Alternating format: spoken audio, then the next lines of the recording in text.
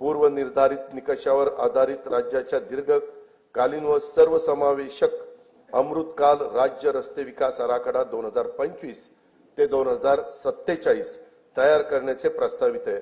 या आराखड्यामध्ये पर्यटन केंद्रे, तीर्थक्षेत्रे, धार्मिक स्थळ, गड किल्ले, राष्ट्रीय उद्याने, अभयारण्य, 5000 पेक्षा जास्त लोकसंख्येच्या वसाहती आणि सर्व जिल्हा मुख्यालय व तालुका मुख्यालय जोडण्याकरता रस्त्यांचा समावेश करण्यात येणार आहे।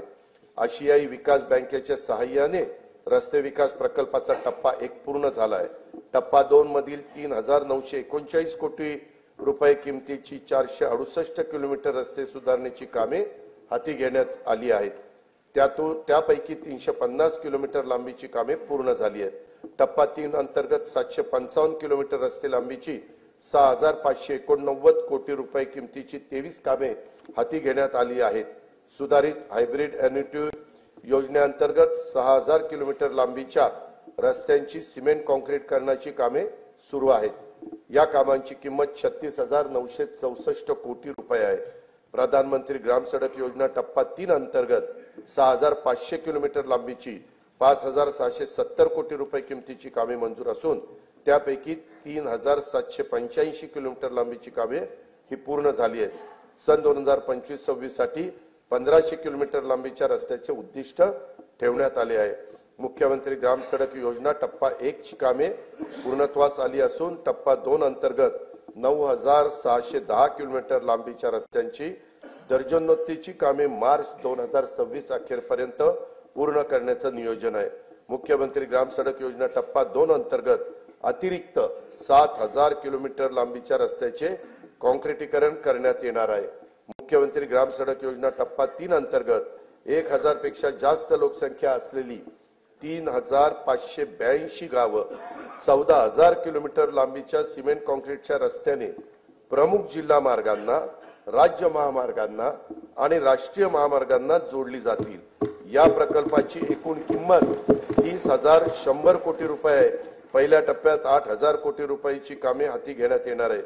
हिंदू हृदय सम्राट बाळासाहेब ठाकरे समृद्धी महामार्गाचं 99% काम पूर्ण झाले असून त्यासाठी 64,755 कोटी रुपये खर्च झाला आहे।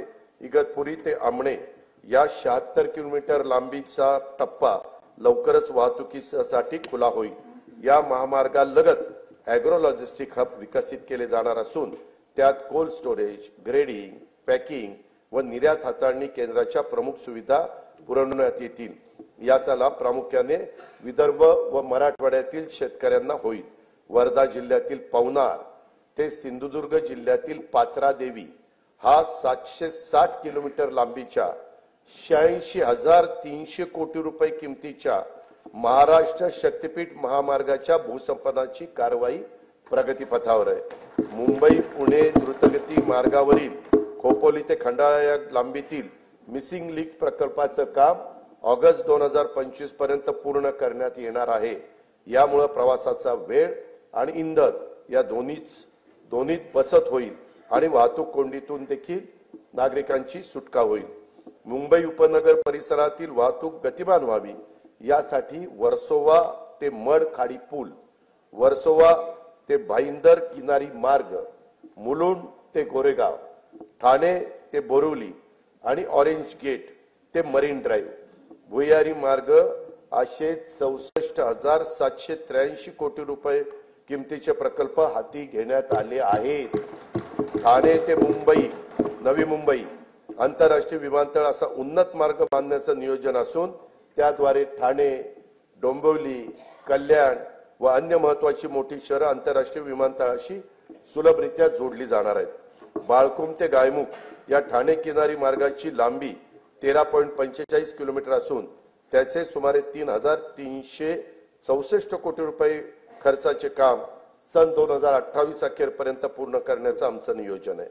शिवडी वरळी या 1051 कोटी रुपये किमतीच्या उन्नत जोड रस्त्यांचे काम मार्च 2026 अखेर पूर्ण करण्यात येणार आहे। स्वातंत्र्यवीर सावरकर सागरी सेतू वांद्रे ते वर्सोवा या दरम्यानचे 14 किलोमीटर लांबीचे 18,120 कोटी रुपये खर्चाचे काम मे 2028 पर्यंत पूर्ण करण्याचं आमचे नियोजन आहे। उत्तन ते विरार या सागरी सेतू व जोड रस्त्याच्या 55 किलोमीटर लांबीचा 87,427 कोटी रुपये किमतीचा प्रकल्प हा हाती घेण्यात येणार आहे. पुणे ते शिरूर या 54 किलोमीटर लांबीच्या 7,515 कोटी रुपये किमतीचा उन्नत मार्गाचे बांधकाम हाती घेण्यात येत आहे.